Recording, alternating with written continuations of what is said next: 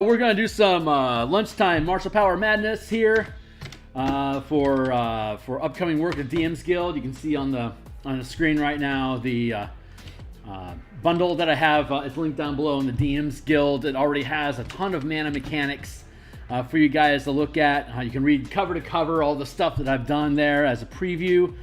Purchase it if you value it. Otherwise, you know, food for thought. Check our signal. Otherwise, sounds good. All right.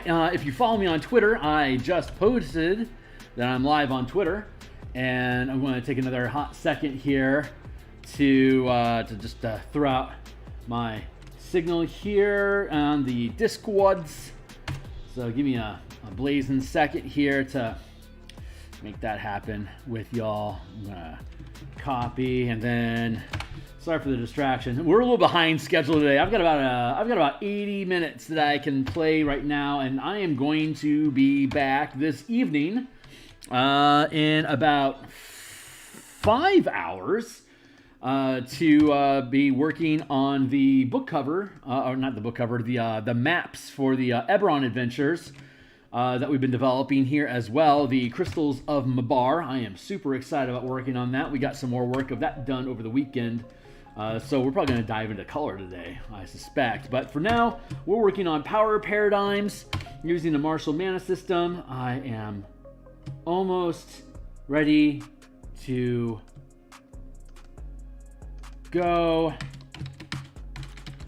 Yeah, I think I'm good. Okay, cool. So click down to here. Okay, so if you check in the link down below, my Patreon, there is a link to my Patreon account. You don't have to be a member. I would love you if you supported me, but whatever. Click through there to the About page that it shows you. It says, hey, here's the Martial Powers project. You can, it's an open playtest, so it's read-only also. So it's not like you can just take it. You have to keep flipping back here and referencing it. Eventually that link this is going to disappear, and this will be replaced with the DMsGuild link that I have. So keep an eye out for that. But like I said, down below, you can look at my DMsGuild stuff, and everything I always do is cover to cover. Always, you can read the full preview.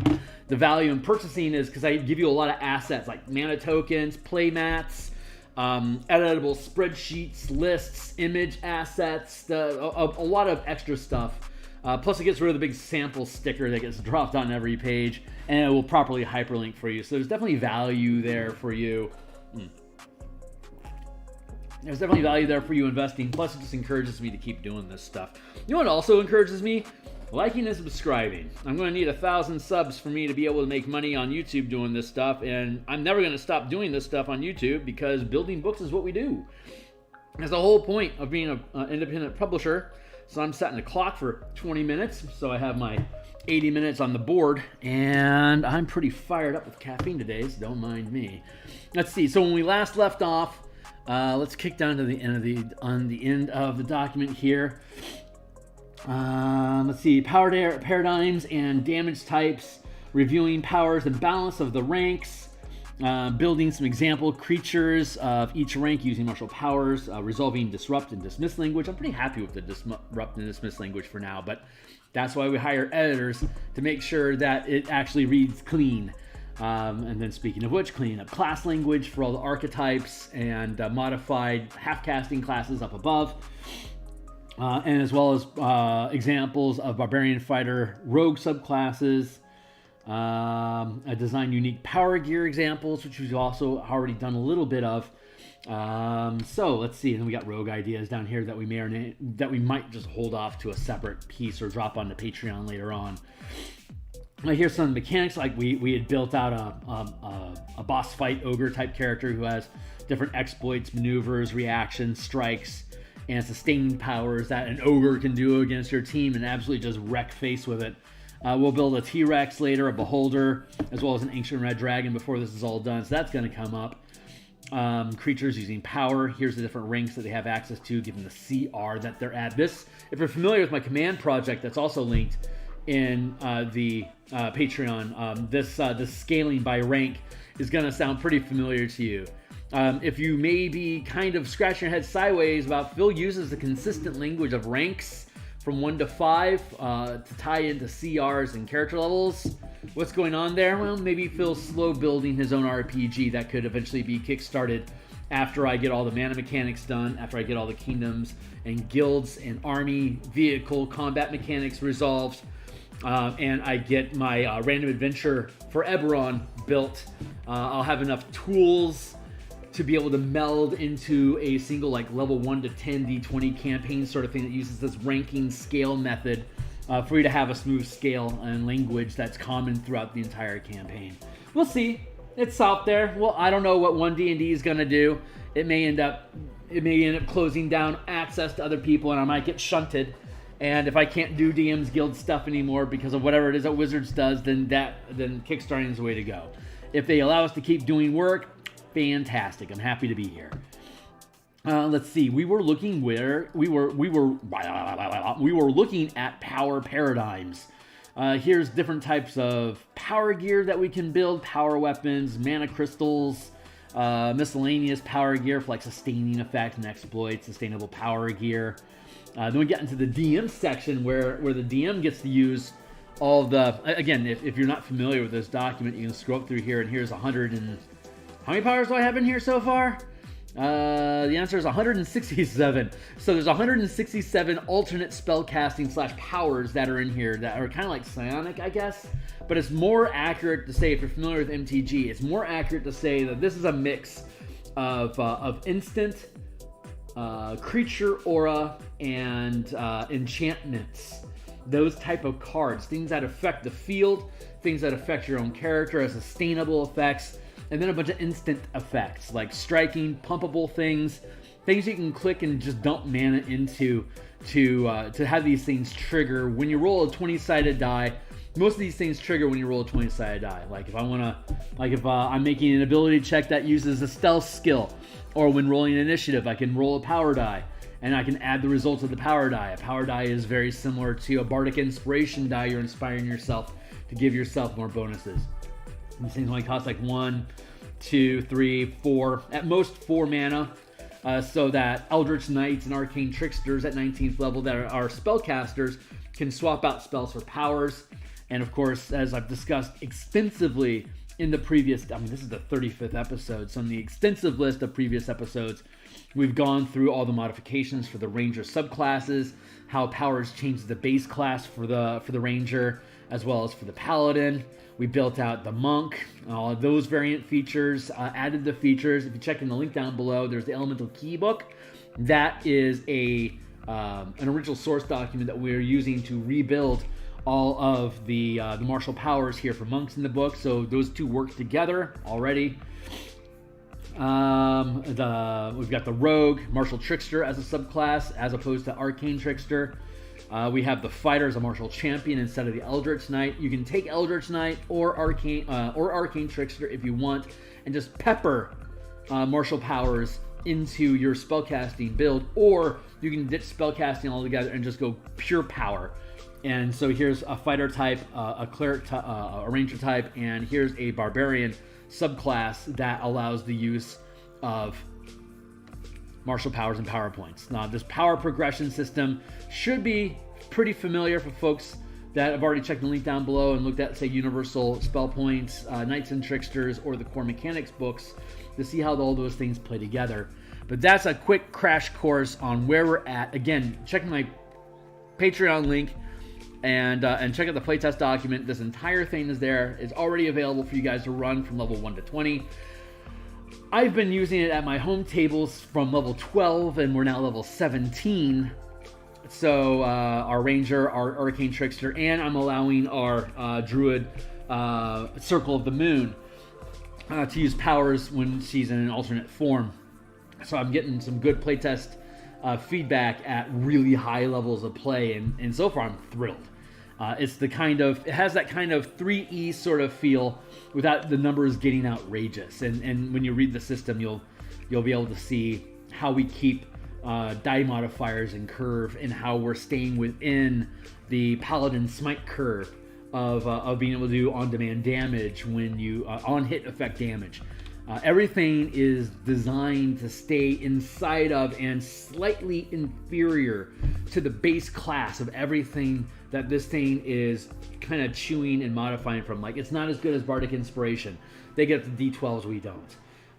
It's not as good as Paladin Smite. Paladin Smite can do an extra like 78 damage on an attack roll when you get to 17th level, and this can't get that high. So yeah, so it all stays within curve of stuff that already exists in 5e. Granted, it's going to come out next year, so I may have to come back and revise the whole thing when 1 D&D or 6e comes out, and that's fine.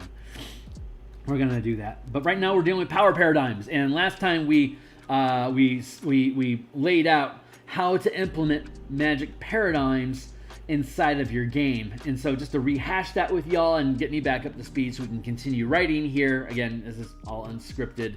So I appreciate your interest. Like, subscribe, and drop me a hi down in the comments below, and we'll get this stuff up and running. So still got about an hour and 10 minutes. Happy to hear that I've been able to kick through that so quickly. So a magic paradigm is a means, and a lot of this information is already in the 5-color mana system. It's just that down there, it's specifically only talking about 5-color magic from Magic the Gathering. Here, we're expanding magic paradigms so that the system itself above is like a universal key, sort of universal spell point system that doesn't rely on magic paradigms. But there's a number of different types of paradigms that you can introduce that we're trying to build mechanics that allow you to just to fold them in to be able to build your campaign and your characters inside those campaigns to be a little bit more unique. So a magic paradigm is a means of creating new narratives for channeling magic powers through your character. I don't know if I'm properly scrolled over. Let's open this up a bit. The default paradigm provided in the player's handbook and the Dungeon Master's Guide is the 8 schools of magic, including abjuration, conjuration, necromancy, etc. But this is only one potential paradigm. Others include the 4 elements of air, earth, fire, and water, as well as the 5-color magic system for Magic the Gathering of white, blue, black, red, and green magic. There's a dichotomy of light and shadow, or a more balanced triad between good, neutral, and evil, or you could do body, mind, and soul. These are all different magic paradigms that can represent what sources of magic your character is devoted to. So a magic paradigm is largely narrative. I see some text here. I'll catch you guys in a sec. But a magic paradigm is largely narrative. So visually, there may be no difference between the 8 schools of magic paradigm using evocation magic, the 4 elements paradigm using fire magic, or the 5-color magic paradigm using red magic to deal fire damage when channeling the flaming strike power. Mechanically, you learn the flaming strike power, make an attack, and if you hit, you can then spend 1 or more mana to channel flaming strike, dealing additional fire damage to the target. But narratively, a player can choose to roleplay their character differently if using the 8 schools paradigm or of learning the formula and magical laws of invocation before channeling that flaming strike, as opposed to using the 4 elements paradigm. You can depict the character as being infused with magic from elemental spirits tutoring elemental spirit tutors that teach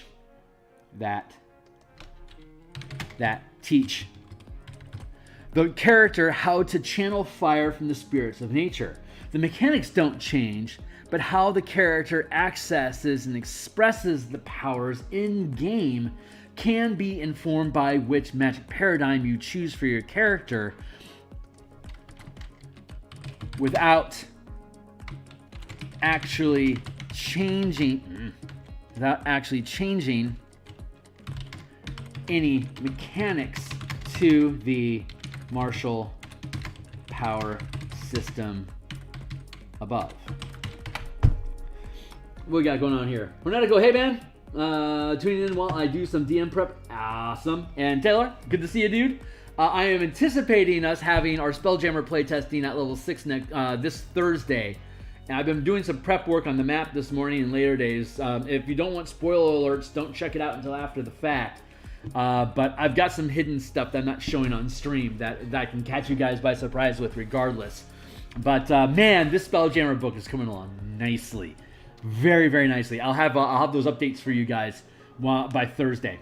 But back into this. So implementing magic paradigms. So here's the paradigms. This is what it means. So incorporating a magic paradigm into character follows 4 general rules. Let's see. You choose mechanics to, without actually changing any mechanics, to be informed by which paradigm you choose for your character, period. Actually, adding this in is going to kneecap future comments. So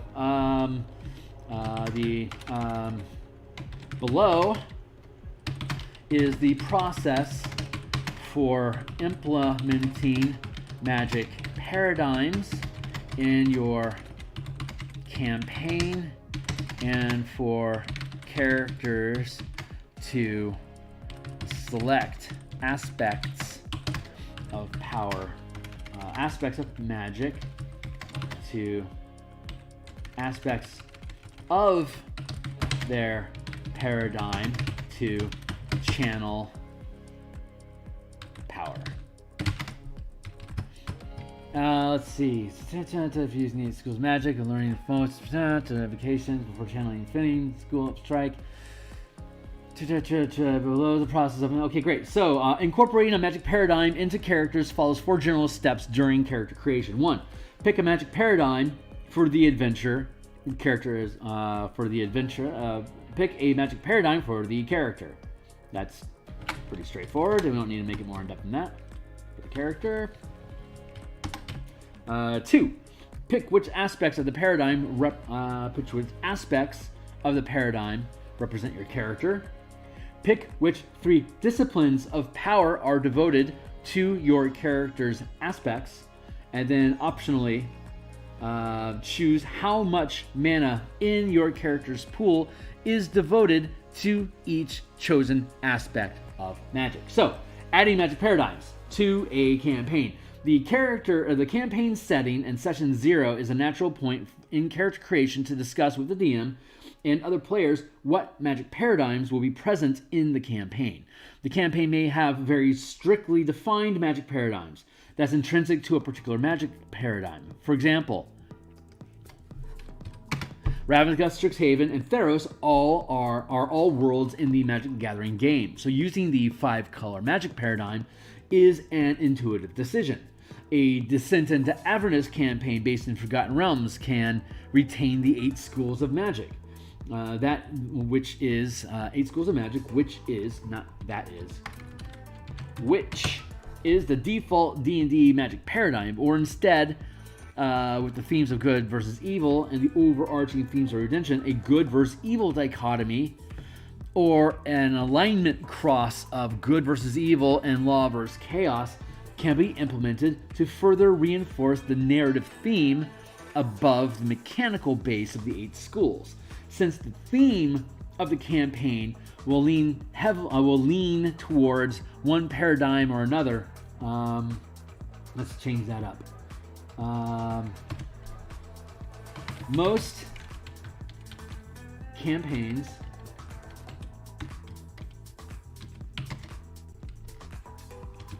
let's switch that again because I don't want to make any assumption. Because I don't know most campaigns, I just know the ones that I run. A campaign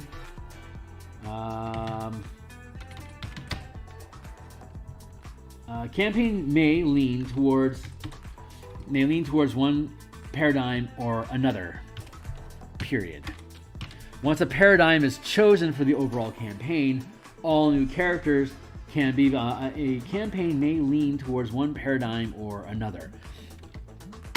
It's possible for a DM to allow multiple paradigms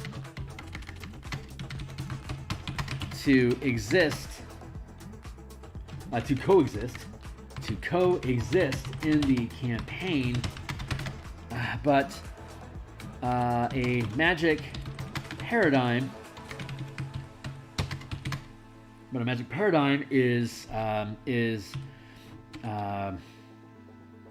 describing how magic itself works in the campaign.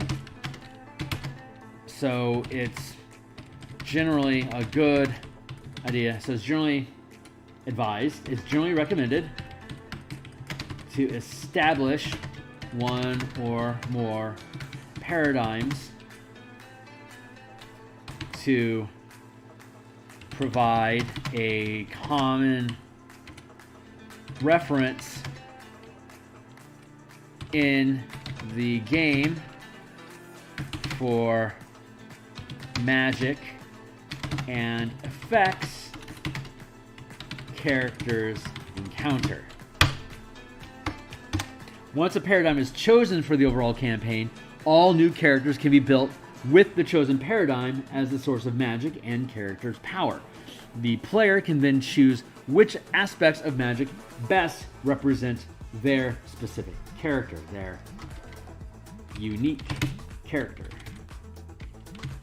Picking aspects of magic for your character. So once a magic paradigm is determined for the adventuring campaign, the character can choose how many aspects of magic the character will be devoted to.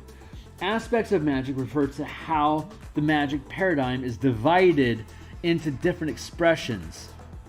Let's see. Aspects describe how different effects and different magical effects and creatures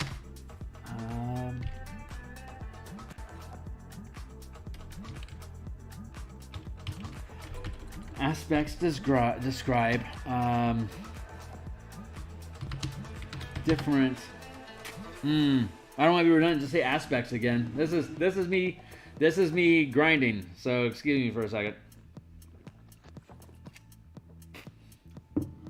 Aspects describe once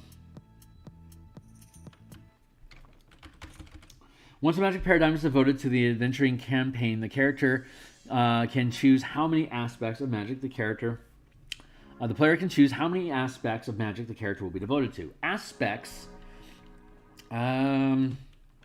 divide magic and effects into identifiable categories such as abjuration and necromancy are two aspects of the 8 schools of magic paradigm. A spell that's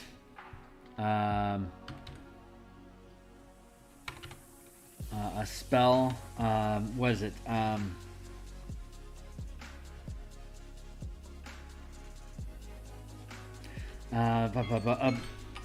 What's the word I'm looking for? A spell. A spell. Let's see. Aspects of 8 school. Let's see. So aspects divide magic and effects into identifiable categories, such as aberration and necromancy are 2 aspects of the 8 schools of magic paradigm. A spell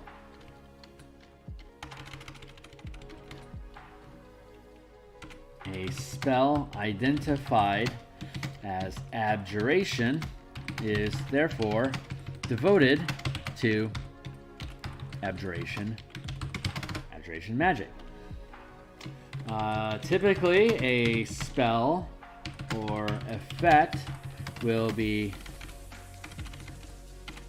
is devoted to one aspect, but characters can learn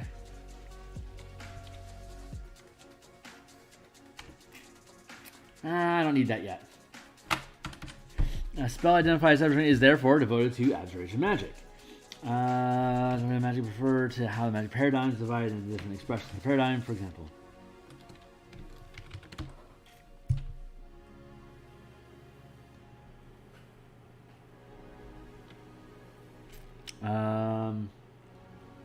A spell identified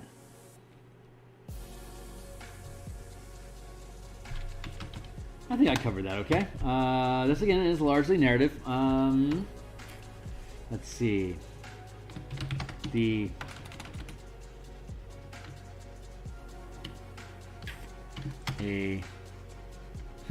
How to put this?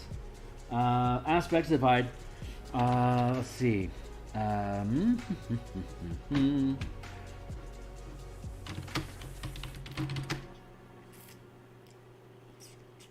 Let's see. A character. A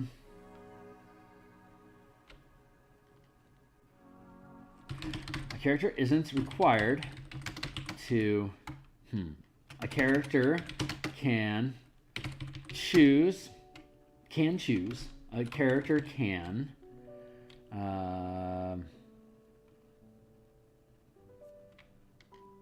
have access. A character can have access to all aspects of a magic paradigm, or can intentionally limit what aspects of magic they have they can channel. Again, this is mainly narrative. Let's see.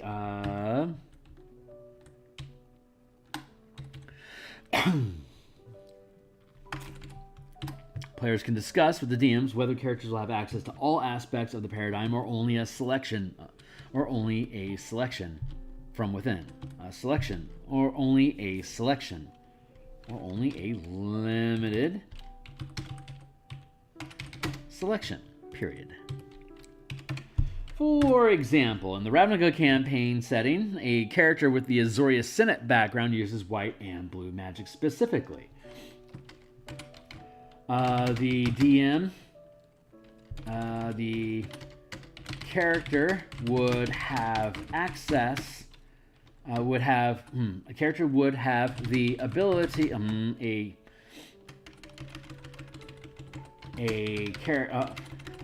player can choose any of the powers, can choose any power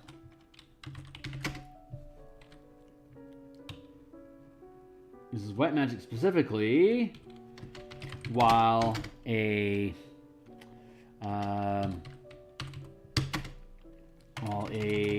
character with the Gruul clan background uses red and green magic.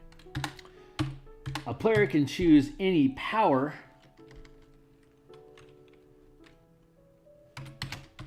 but will describe it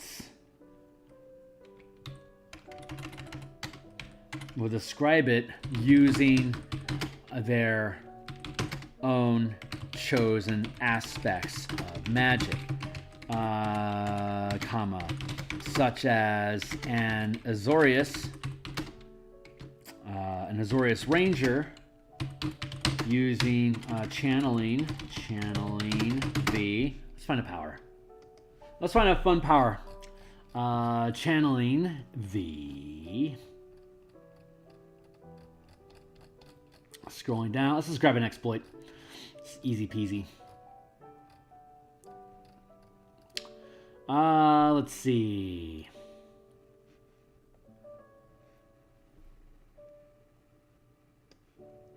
Good one. Natural Hunter. Boy, if that's not a perfect one to pick for an Azorius Ranger versus a Gruul Fighter. Man, that's great. So let's keep going with that. Chaka Chaka. For example, such as an Azorius Ranger channeling the Natural Hunter exploit.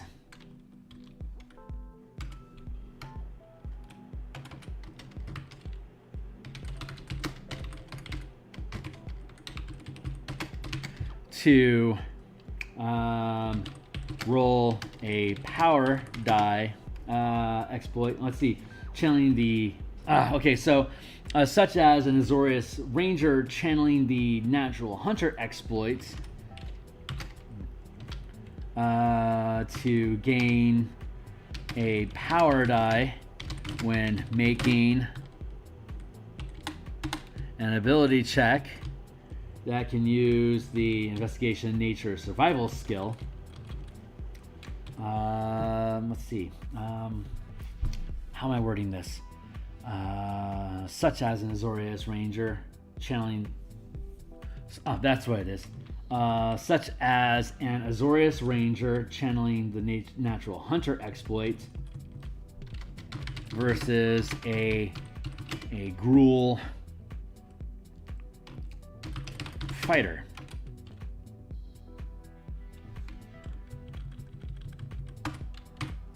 I'll have this straightened out here in a minute.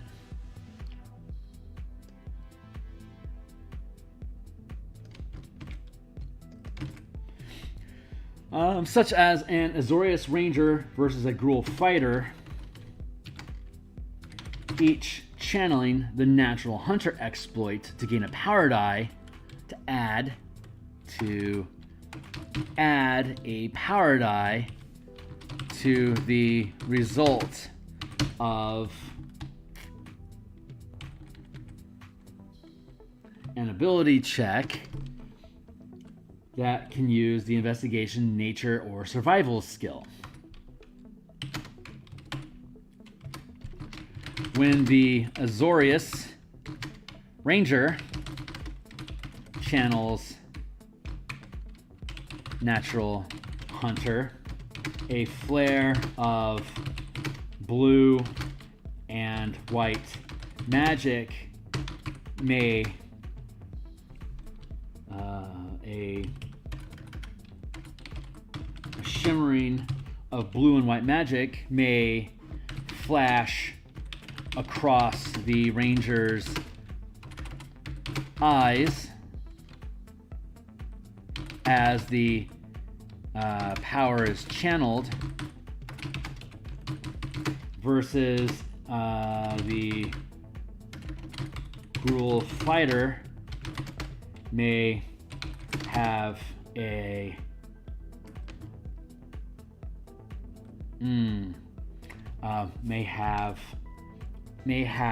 what would be a cool red-green visual effect for a Gruul fighter channeling Natural Hunter to gain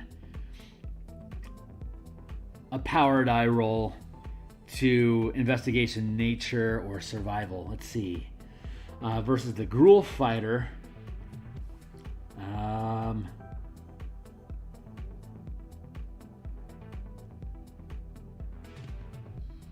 May have a pulse of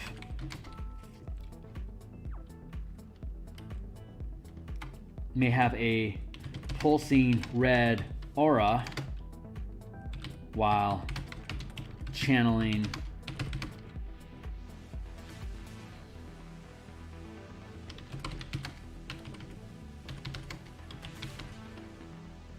may have a pulsing red aura while channeling the Natural Hunter power.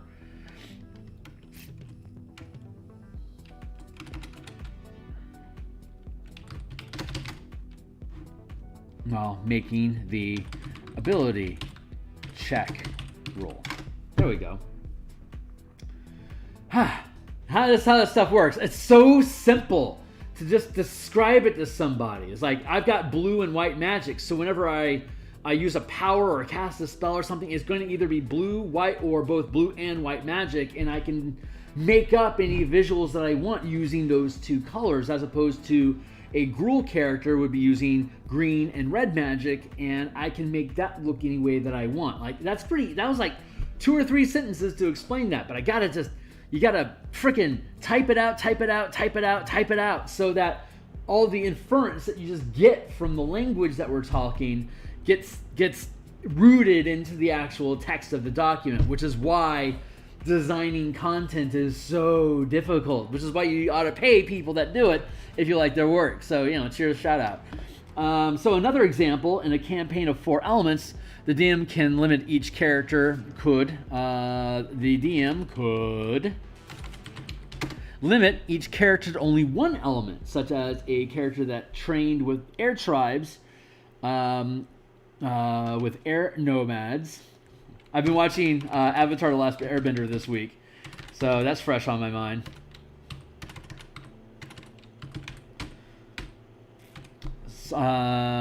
Such as characters that trained with the air nomads wielding air magic, or the water tribes wielding water magic.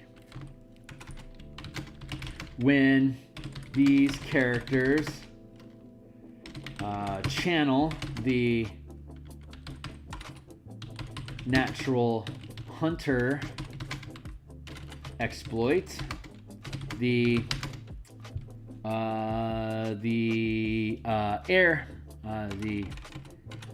character devoted to air magic may have a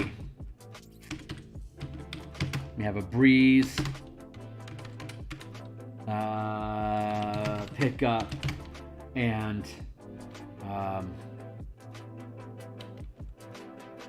reveal a hidden secret.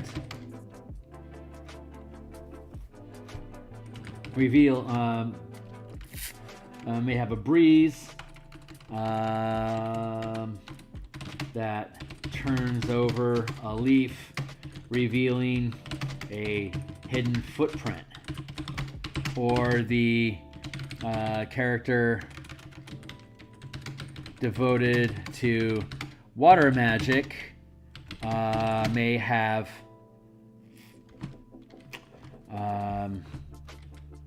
what would be a water magic-y sort of thing to feel when you're getting a bonus to investigation, survival,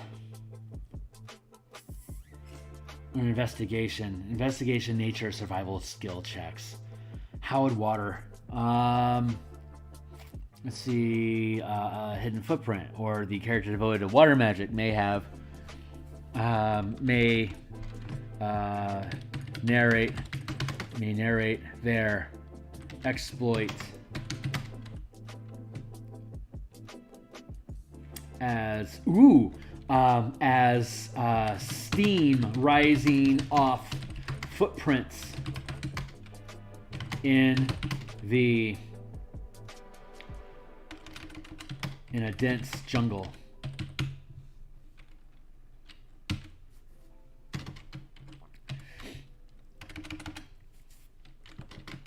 The mechanical effect in game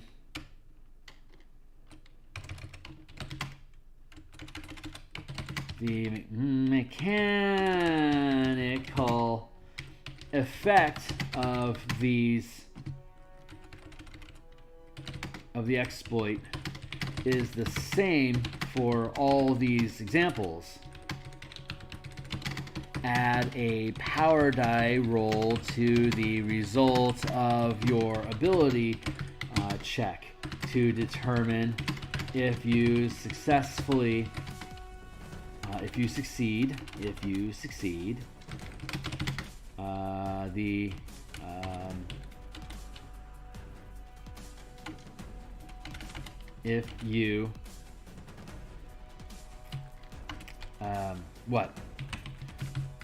In the ability check. Add a power die roll to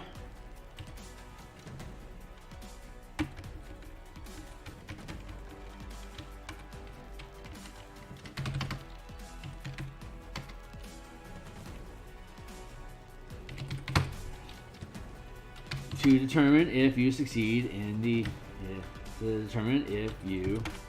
period. That might just be good enough for now. Alternatively, a DM, the mechanical effect of the exploit is the same for all of these examples. Add a power die roll to the d20 check to determine if you succeed but they all have thematically different visual narratives. A DM can use this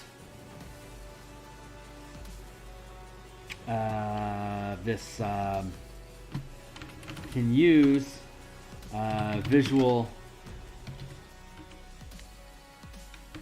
cues like this to distinguish one aspect of magic from another while being used. As a mental exercise, as a challenge to the reader of this supplement,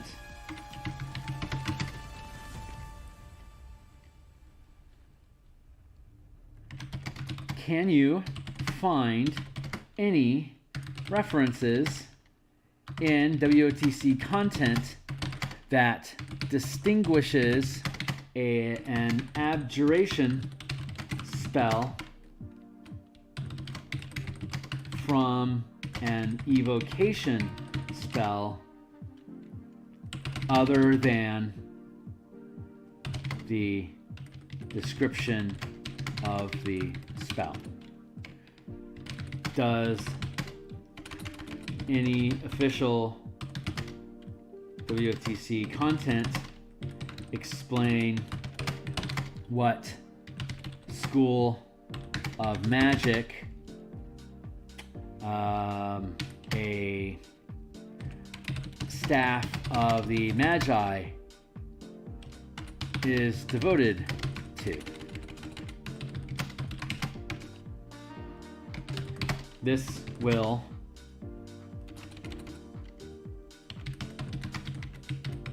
mental exercise may be frustrating because there are no visual cues that WotC has provided to help explain how this mental exercise maybe you can, let's see, you can research back to first edition. There simply is no way to distinguish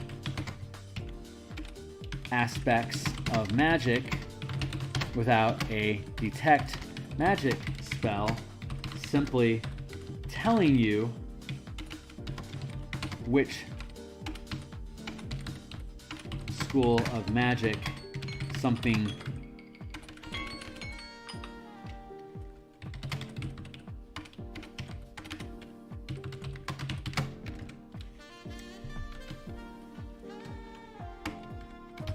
This is a snarky statement. I may get rid of this.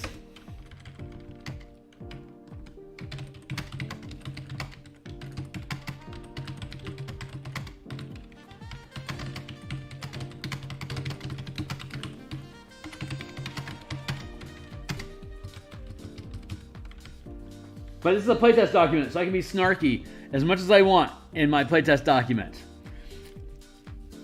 But that's what's so compelling about Magic Paradigms, is because D&D has never provided any sort of strong narrative language about, hey, I look across the way and I see a guy walking and he is just dripping with divination magic. It's like, what the fuck does that mean?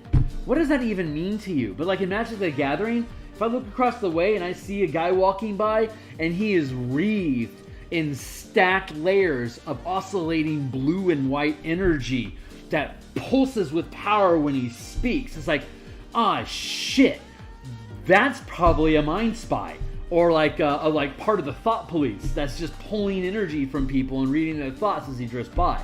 Do not get in his bubble.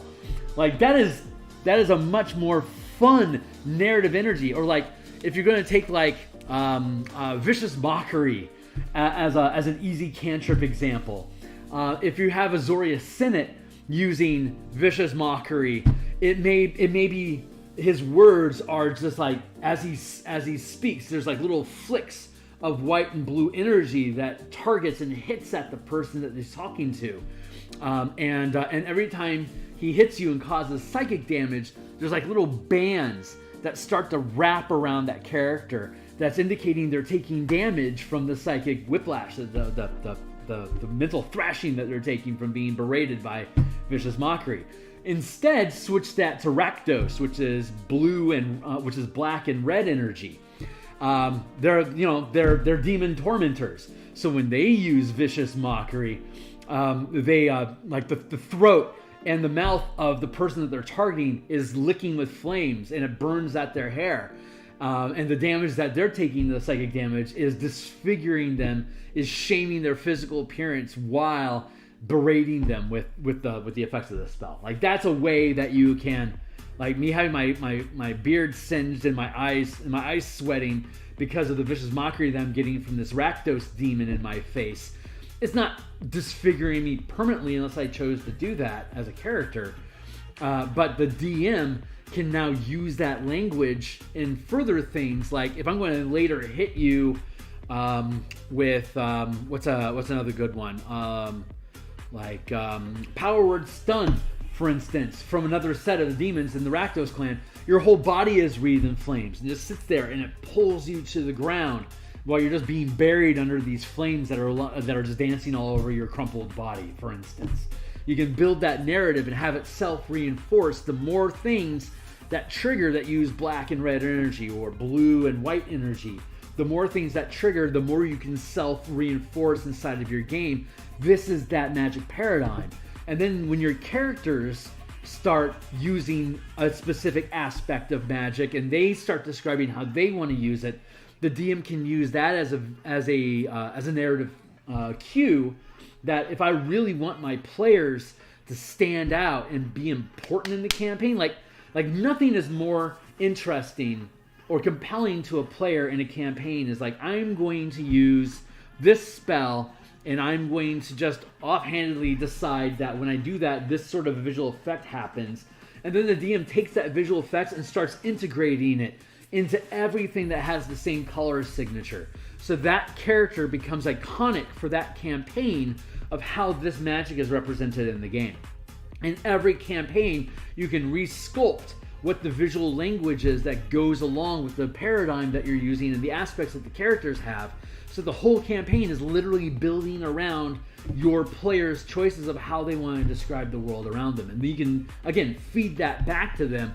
So you can use their own words to describe things that they run across in the future. Like, oh yeah, I know what this does. I invented that idea.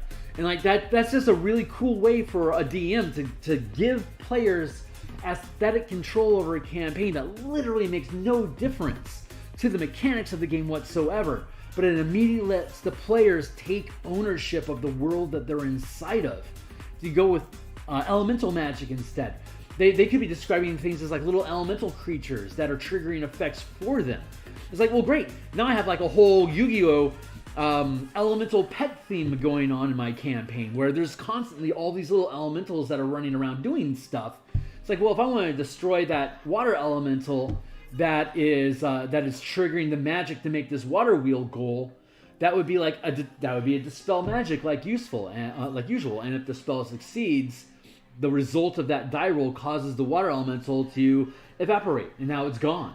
Like but if your character, the player's like, yeah, I want the little elemental, like little Princess Mononoke, like little woodland spirits and stuff, to be the source of all my magic. I want to have them in everything. It's like, cool.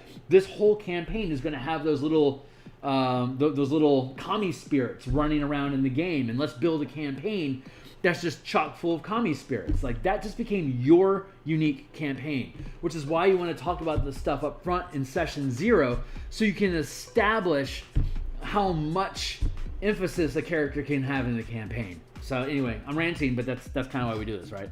What do you got saying here? The paradigm talk has gotten me thinking about how some magic items can really feel vibrant and unique because they break what is normally thought the norm. Exactly. And that's the point that we're making. All these powers, all these 167 powers, they aren't naturally devoted to anything.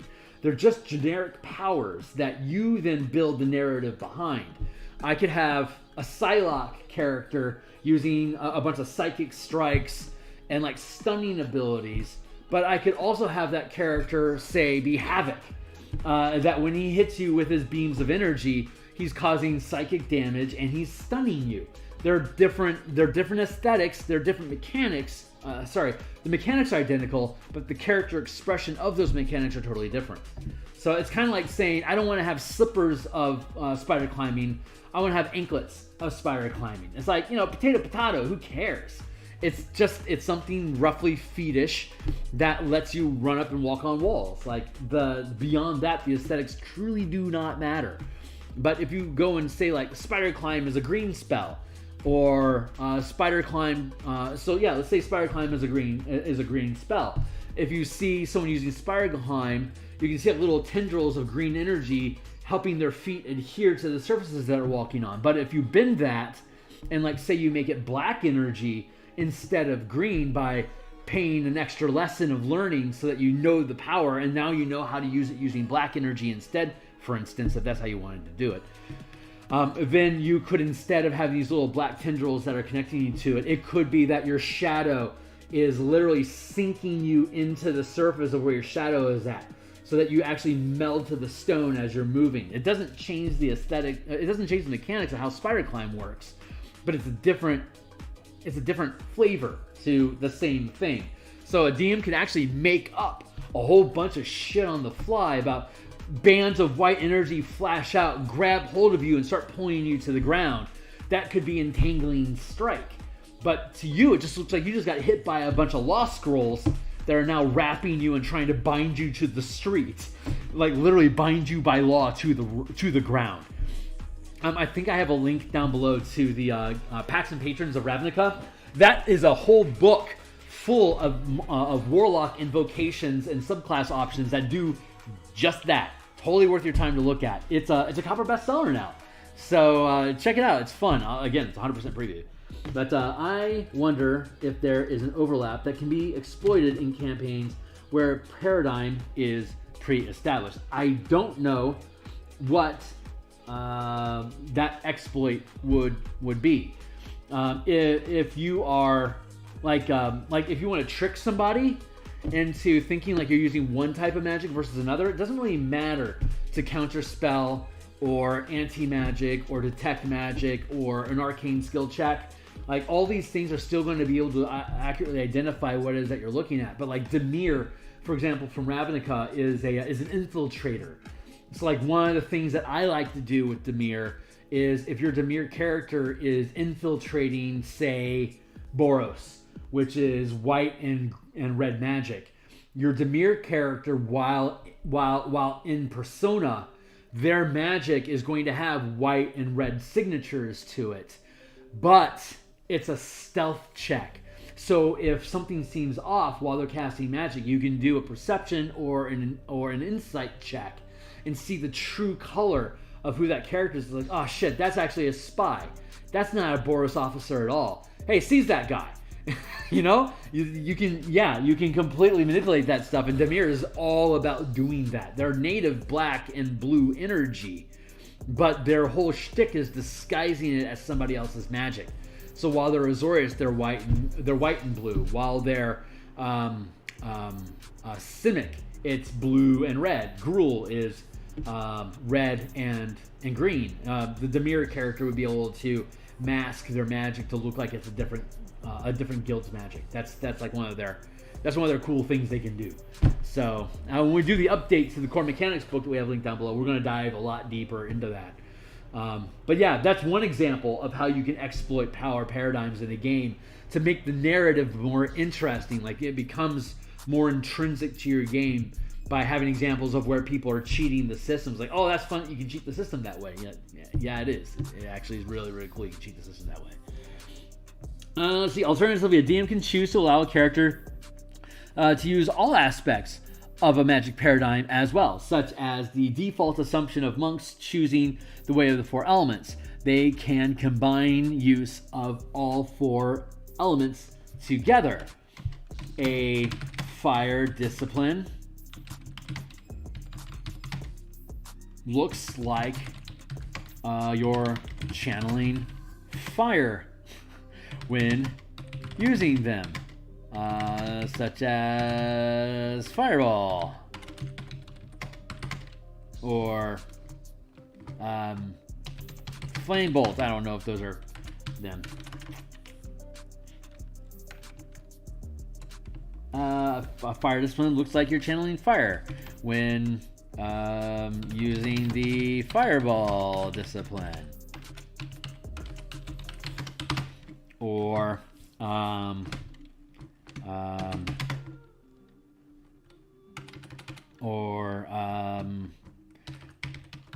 freezing air when using the grasp, winter grasp discipline. I'm gonna have to mark these real quick. Burp. And then my comment is, make sure I'm using the right discipline, language, etc. Comment acquired.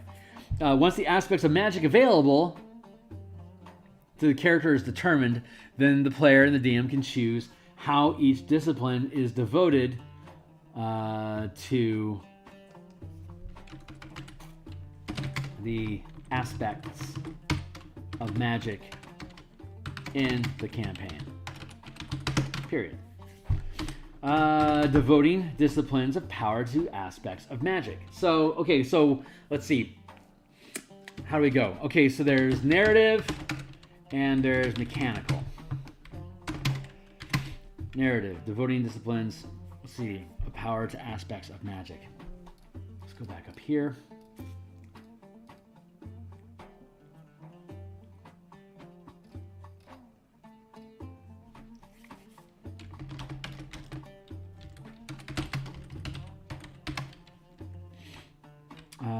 Default paradigm.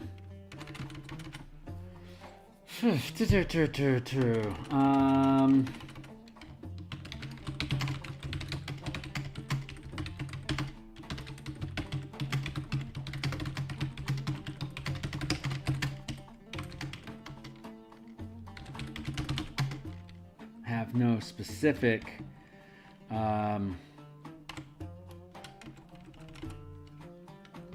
see, martial powers has no default paradigm, similar to how monks in the player's handbook similar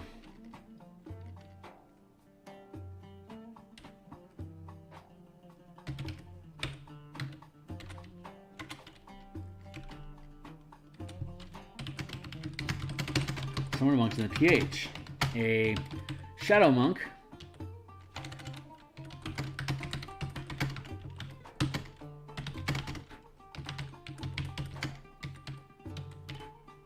has a shadowy darkness theme,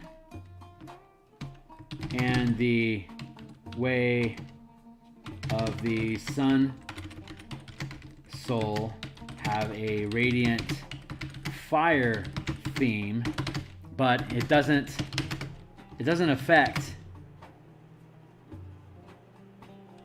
the mechanics of key.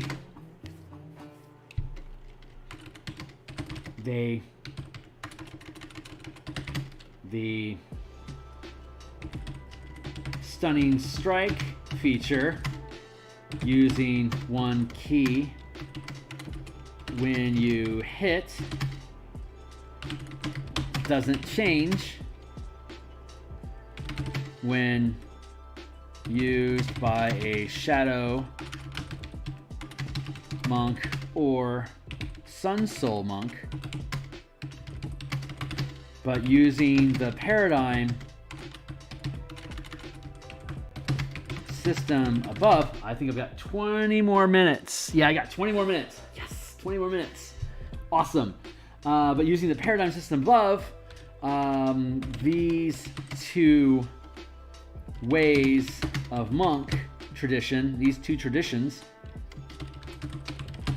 can use shadow and radiant magic respectively, creating a paradigm of light and shadow, light and darkness, where Sun Soul uses the aspect of light and the way of shadow uses the aspect of darkness. Two sides of the same coin. In the campaign, a DM can thus decide these two traditions are bitter rivals, each attempting to eliminate the other from the world, looking at all within through the lens of absolutes. Light versus darkness. So I wonder if there's any overlap that can be exploited. Oh, okay, that's the same comments before. Right on, guys. Let's see. Devoting disciplines of power to aspects of magic. Martial powers has no default paradigm, similar to monks in the PH. A Way of Shadow monk has a shadowy darkness theme, and the Way of Sun Soul has a radiant fire theme, but it doesn't affect the mechanic of key. The stunning strike feature using one key when you hit doesn't change when used by Shadow Monk or Sun Soul Monk, but using the paradigm system above, these two traditions can use shadow. Using the paradigm system above, these two traditions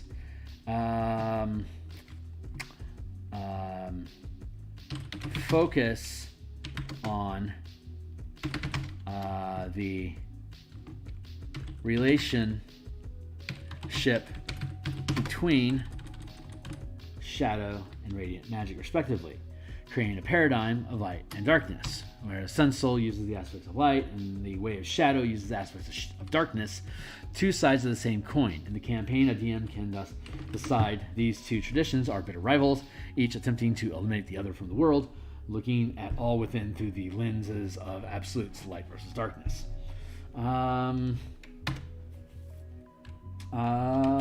Alternatively, a monk of the four elements can choose all four. Oh, that's just like a regular alarm. So alternatively, a monk of the four elements can choose all four aspects of elements to be a living avatar of all four. A monk of the four elements can choose all four aspects. Let's see.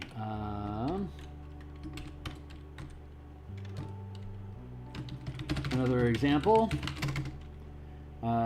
There can be multiple traditions of the four elements, each temple devoted to one specific element. Water tribes at the north and south pole may have massive ice fortresses created by frozen water they channel. Wow, there's a bunch of doops. Get out of here.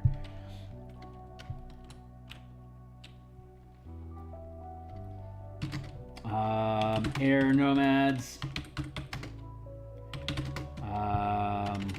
devoted only to the element of air, may have windswept temples atop high mountain peaks, etc. Alternatively, a monk of the four elements can choose the DM.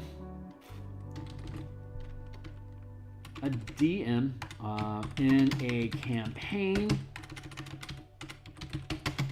where only one character in the party is using the elemental paradigm. The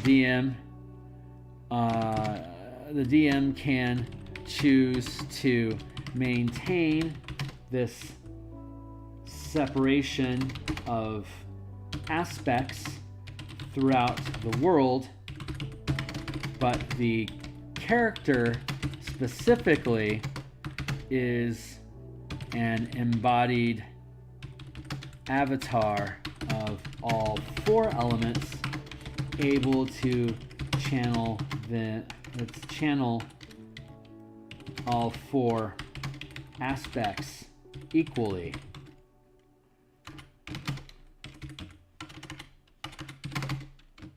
The character may be heralded as a prophesied hero to unite the spirit world, or could be seen as an abomination, warping the intentions of the balance, warping the balance of nature to unknown ends.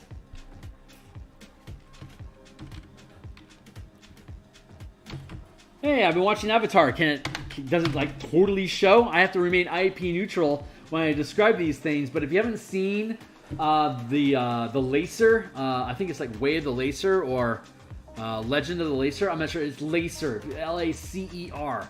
Just look up Lacer on the DMsGuild. You'll see a very expanded version of the four elements, but it again uses this generic key ID and silos you into one of the four elements, similar to how, if you link down below, elemental key does the same sort of effect. But elemental key also allows for the avatar thing where you can borrow from 2 or 3 or all 4 elements to kit your character out. Like if you want to be lava, you can go with like fire and earth magic specifically to do fire and earth things and blend those two together as a sort of a lava effect if you wanted to.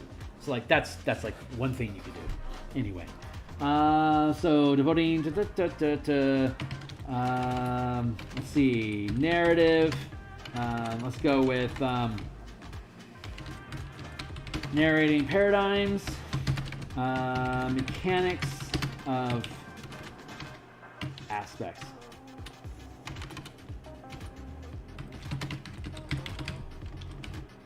I like this. Narrative aspects.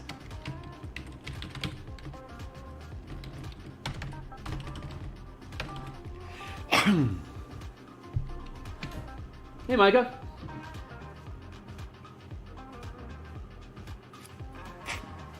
Yep, that's how we do. Fixing my stuff down. Here we go. And I got another 10-ish minutes. So let's see. What are we looking at? Devoting disciplines of power to aspects of magic. Let's see. As described above, there are 5 disciplines of power. Exploits. Yeah, if you check the description down below, the Patreon link, it'll take you to this this open playtest content that we're looking at right now. This whole document I'm playing with is available for you to look at right now if you wanted to. Here's your URL right here, and you can go find that in my Patreon without having to be a Patreon member. So go check it out. It's free, and when the whole book publishes cover to cover, it'll all be free, but then it'll be laid out, dressed, and I'll be doing all the illustrations for all the art in the book, like all the little vignettes and all the character art. You can see all that like hero art that I have in all the books that I have in the link down below. Like I'll be doing that here as well. Like all the art, I'll be doing the layouts here. Once it's back from edits, I'll do all the layouts here in Word because I'm a hack. So we'll use Word to do layouts. We'll then do page dressing for like the numbers and like the separations and all the bits. And then once that's done, we'll export as PDF pages each individual page. We'll drop each individual page into Photoshop. And anywhere that seems like, I can put an illustration there, we'll just zoom in and we'll just paint it directly onto the page. And then we'll reload it back up into the Word document and you'll see it there. So I can then export as a PDF document and then upload to the DMsGuild and == profit. There you go. So as described above, there are 5 disciplines of power: exploits, maneuvers, reactions, strikes, and sustained powers.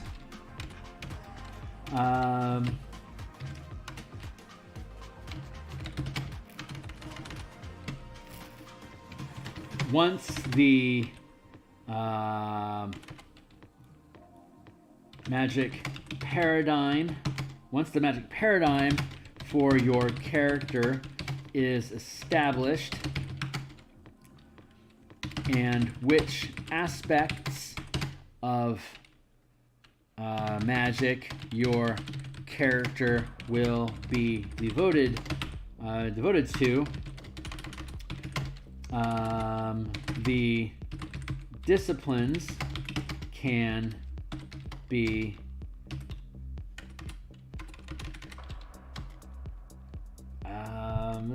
once the magic paradigm for your character is established. Let's see, how do you want to do this? Once the magic paradigm in the campaign is established,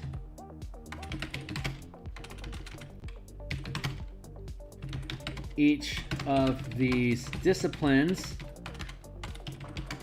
can be devoted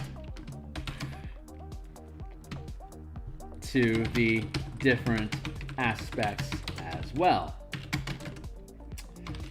Devoting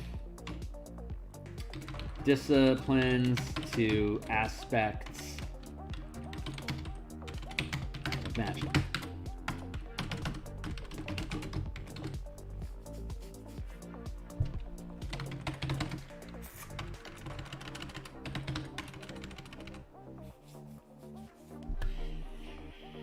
Oh my God, there's so many variables. It's just ridiculous how many variables there are. For instance, let's take a Earth elemental. Let's go with elemental paradigm. Rogue, martial, trickster, rogue, devoted to water and earth magic. 5 disciplines: exploit, maneuver, reaction, strike, sustain.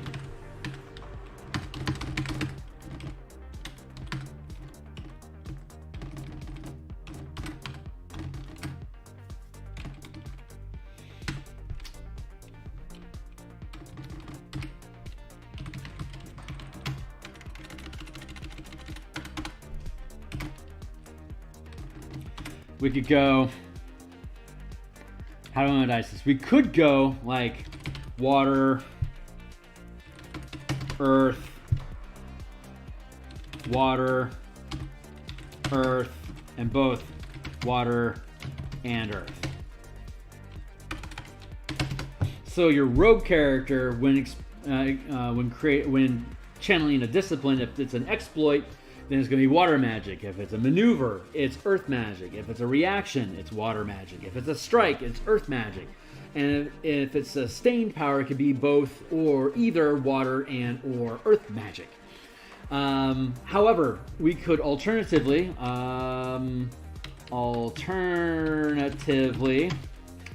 the DM can choose for rogues to only have access to exploits, maneuvers, and strikes. Learning, reactions, and sustained powers are more difficult. Could be more difficult for a rogue to learn. So let's say, so EM and strikes, like exploits equal water, maneuvers equal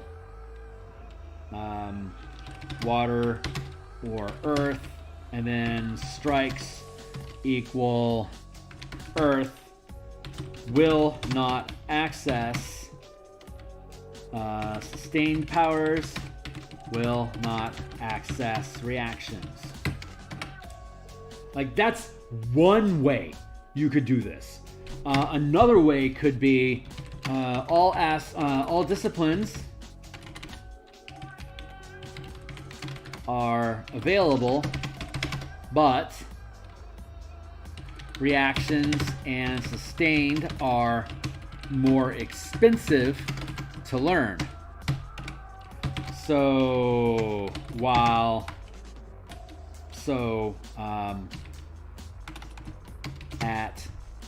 let's take a look.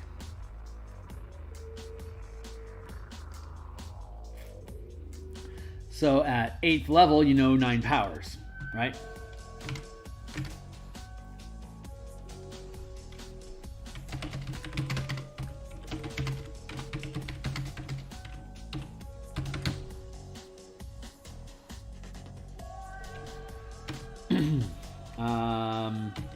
Exploits, maneuvers, and strikes.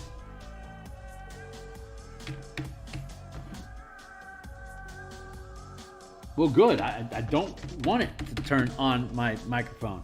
How about you just go away? Jeez, the crook. Strikes equals 1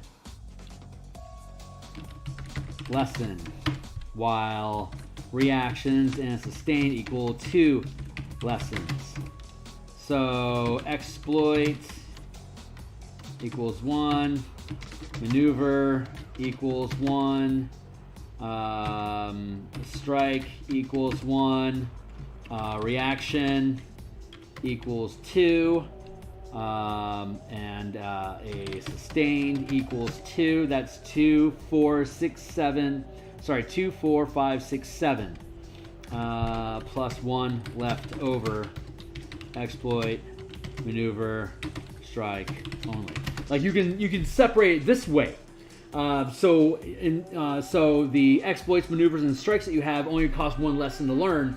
And if it's not a native discipline to your character's class, then it costs extra lessons to learn it anyway. Like, I can get access to it, but it's more difficult for me because it's not native to me.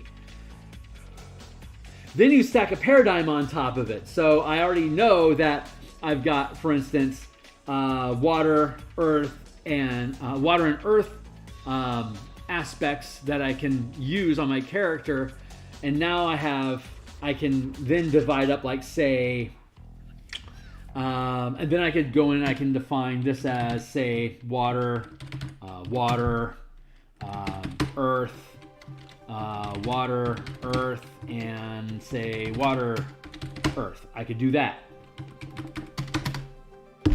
If I was only devoted to water, then all these would just be water, and I'd be paying extra lessons to learn it. This is where I'm having the difficulty right now, because there's so many different ways we can dice it. We can do so many different ways between, like, the paradigm, the magic paradigm you choose has X amount of aspects inside of it. Those X amount of aspects are going to either align with the 5 disciplines or they aren't. Like, there's 4 elements. There's only 2 aspects to light and darkness. But there's 5 disciplines. So how do you break it up? How do you express that? Currently, right now, this is all narrative, and it doesn't matter. It's just how do you want to express it, be consistent with yourself. But the DM may decide, well, I think these powers are pretty powerful powers, so I want to limit what aspects of magic are available to, or I want to limit which disciplines are available to you. So he may implement this tithing system to make you pay more for things that he doesn't necessarily want you to have, but it's okay. The default of this is all key is key, and all disciplines, no matter which discipline it is, all powers, they all cost the same, and they do what they do. There you go. But when you start adding in limitations of power and magic paradigms, and then the aspects of each paradigm, and how is your character devoting their magic paradigm to the disciplines that they have access to, it gets really it gets real decision paralysis really, really fast. So, like the 5 color mana books I have linked down in my description down below, it was a lot easier because there's only one magic paradigm that we're working with, which is the 5 colors of magic from Magic the Gathering. Unfortunately, MTG is not nearly as popular as the 4 elemental magic paradigm is, which people freaking love. People also love light and shadow, or like good and evil, light and darkness. That dichotomy also super, super popular. So when I'm building this thing, I don't want to say it only works with 5 color mana, because that's going to eliminate about 70% of my potential audience that would honestly be interested in this if only it wasn't color magic. Which is why I'm like 50 pages into the... Where are we at? We're at page 40 now.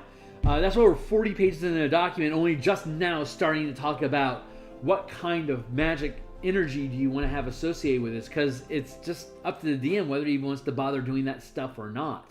But like if you're doing a Ravnica campaign or a Strixhaven campaign, like Lorehold is white and red magic. Like if you're building like a Lorehold ranger to go spelunking in the Underdark to find ancient secrets and stuff, that's super cool. And the Strixhaven characters by MTG word is bound to white and red magic. So like this spelunker would probably have access to exploits, sustained powers, and probably maneuvers.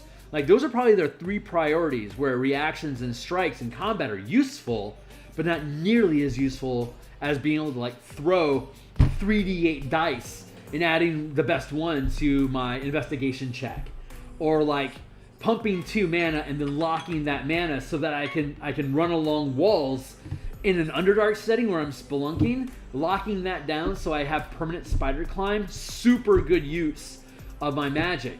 But a strike maybe, reaction maybe, but like that's completely different from like say how Silverquill would want to use their magic. So the problem that we're facing right now that I'm trying to noodle all the way through on this is how, like, do I need to limit the flexibility here? Is there too much flex? I need to be able to retain having magic paradigms. Otherwise, bundling this with my 5 color magic books to make this thing 50% off wouldn't make any sense. And once I finish this, I can bundle it with the 4 elemental key paradigm book that I built, and I can have an all elemental book, and I can do sorcerers, like 4 elemental sorcerers, 4 elemental artificers. I can build a whole chain of elemental magic, just like I've done with the MTG stuff. That, you know, like when I get bored of doing, when I'm bored with what I'm doing, I can fall back and do that eventually. Because elemental magic is like something that people are interested in, so I can build that out eventually. So I want to have these things be able to use different magic paradigms. I think that's a priority. I love the idea of like saying a barbarian only has access to maneuvers, strikes, and sustained powers, for instance, and like reactions and exploits just aren't native to them, so they pay more. That's a really cool mechanical idea, but there's an expression in design work, which is you have to kill your darlings. And I think limiting which disciplines your character has access to based on the class that they have, I think that's a darling I have to kill. Or at worst, I would separate it from this conversation and probably have it later than like have a separate section, like limiting disciplines by that's what we'll do. So we'll do that. Give me a second to drop down here. Devoting mana to each discipline of power, that becomes a thing. And then we have all this stuff. Devoting mana, triads, press, blah, blah. Narrative flavor only. Let's see. Limiting disciplines to classes.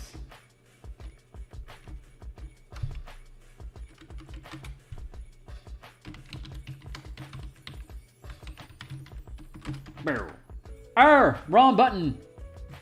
Error. There we go. My day is I'm supposed to be done. Give me another second. Let me see. I think I have some language about that in here somewhere. I might have some language in it already. But if I do, I want to pluck it. Yeah, pluck it. I can swear it's somewhere. Hold on. Stand by. Nope. Okay, limiting. We'll finish with this thought. Limiting class disciplines. A DM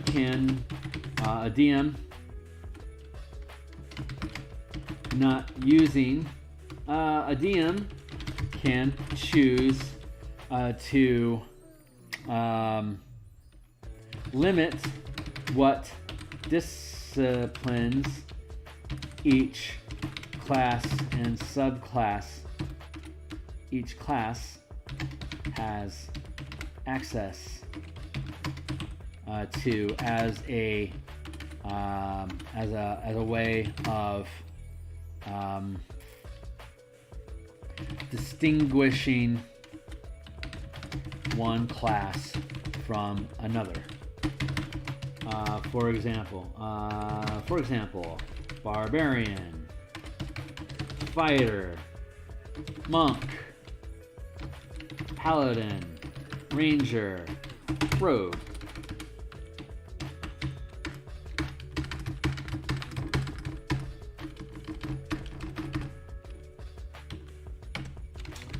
Class,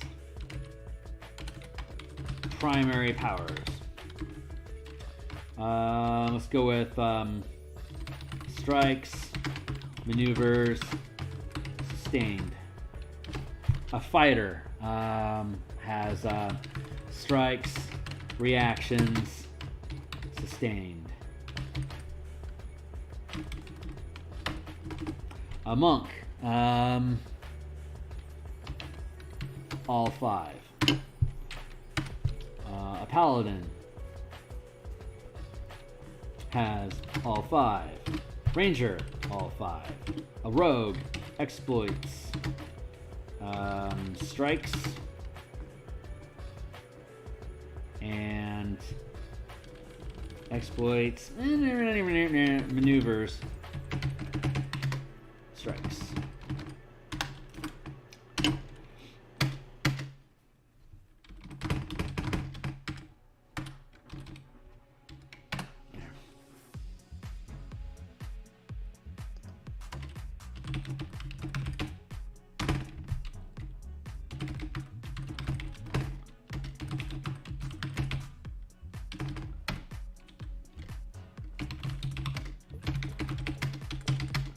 Monks, paladins, and rangers are considered half-casting classes using martial powers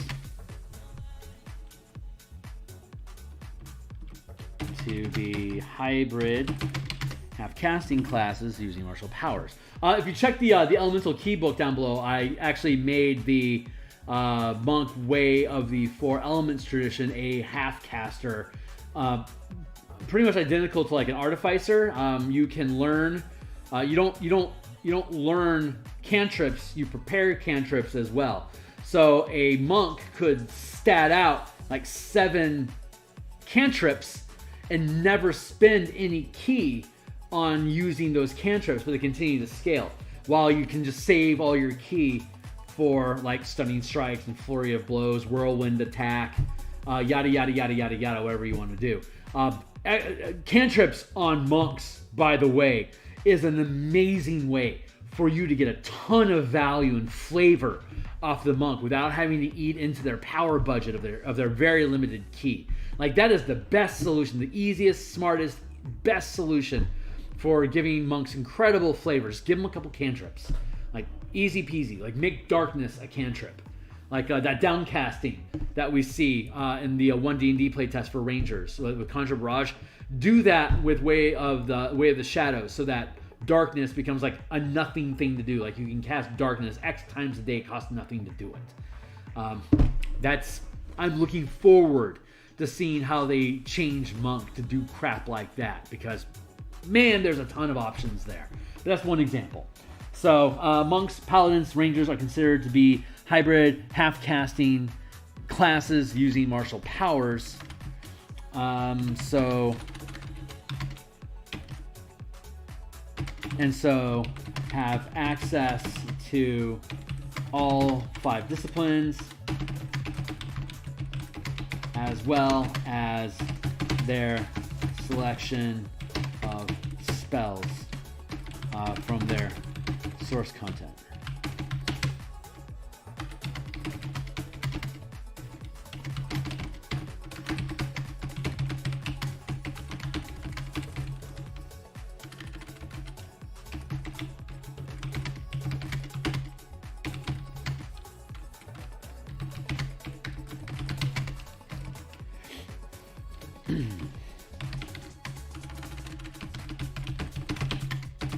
Barbarians, fighters,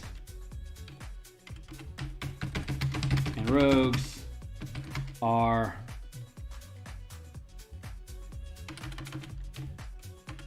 have one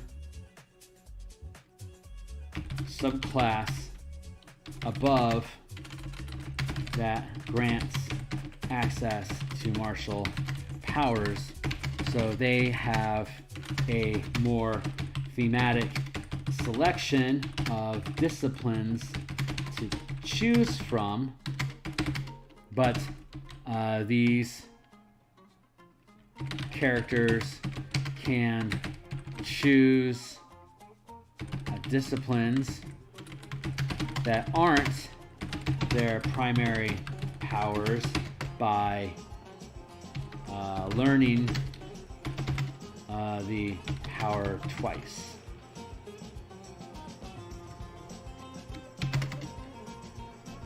There. So that's how you can limit class disciplines, and that creates interesting flavor. Like rogue, that's a very different vibe than what the barbarian is, for instance. A rogue can learn a sustained power. It's just going to cost him 2 lessons instead of 1 to do it. So, yeah, we're done for the day. We're actually overtime for the day, so we are done. We'll be back in about 4 or so hours. And we're going to do some more cartography for Eberron campaign. I'm really excited about that. We got a lot of the line work done off screen, and we expanded the map so we can fill in the rest of the details, and we can start doing color today. So I'm really excited about that. Like, subscribe, follow me on Twitter so you can get an announcement when I'm up and running. If you know where I'm at on Discord, throw me a hey, let me know. Drop comments down below if you got any questions or any ideas. There's so much option, and there's so much narrative depth to including magic paradigms into your campaign. I really hope that when we finish this, that we're going to be able to really just get that flavor across for people to really just blow open how do they build stuff. So anyway, I'm excited to be here. I hope you are too. Thank you again for showing up, and I will see you guys in about 4 hours. Bye.